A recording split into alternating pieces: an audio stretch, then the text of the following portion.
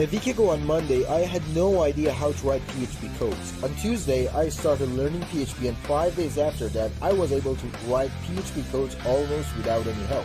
Besides the fact that I had no other options but learning PHP this way, I followed a step-by-step journey that helped me learn PHP. And make sure to fully watch this video because I'm going to tell you so many resources.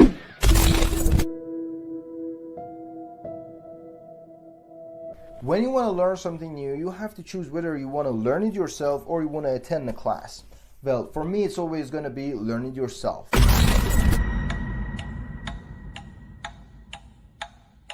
I went straight to tutorialspoint.com and looked for what I needed. But why this website? First, they have a New Year's sale.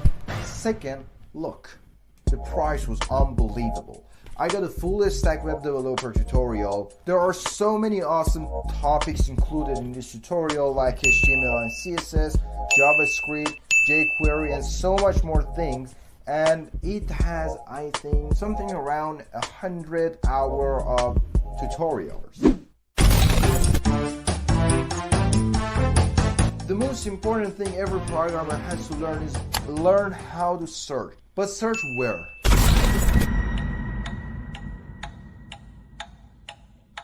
First place you gotta go is Google.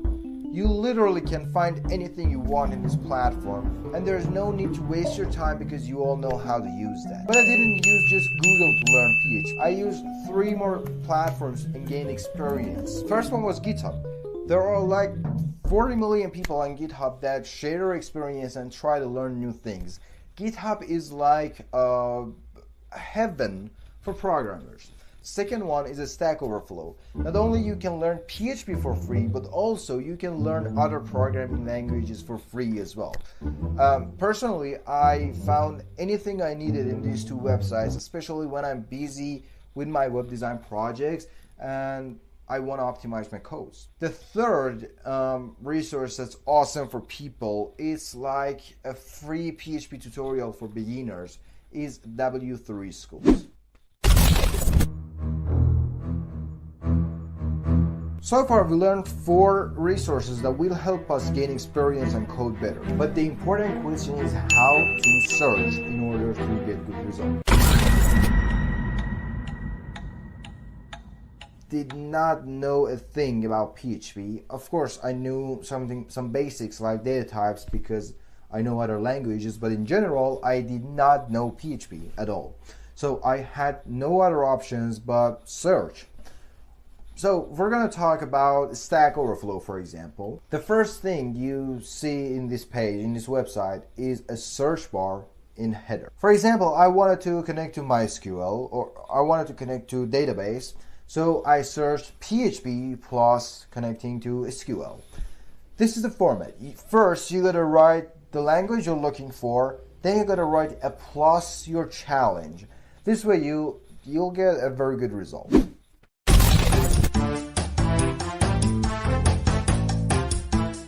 As a fourth step, you need to train in order to fully understand things you learn.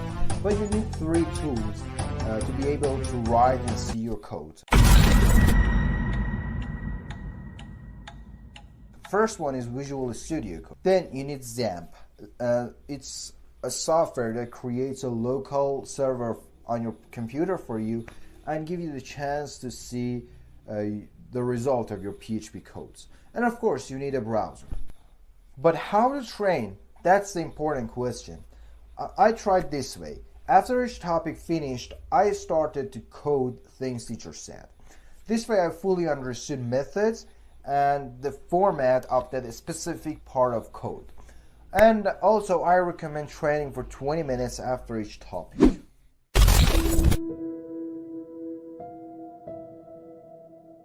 And the last step to learn PHP is take some tests. Look, test could be anything. It could be a project. It could be a college exam. It could be anything. For me, it was a web designing project. The website was built with HTML and CSS. It was fully static, and I had to make it dynamic by using PHP in it. And the second test I took was a LinkedIn demonstrated skill test. I was in the top 5% among 782,000 people with just 5 days of learning, which I told you in this video. You could use that. It had good questions.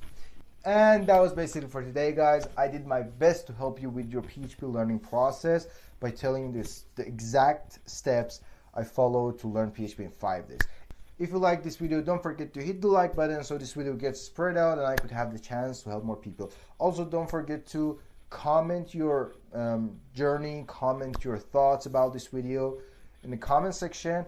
And also, if you want to learn more about web designing, the designing part and the coding part, don't forget to hit the subscribe button. Until next time, stay safe.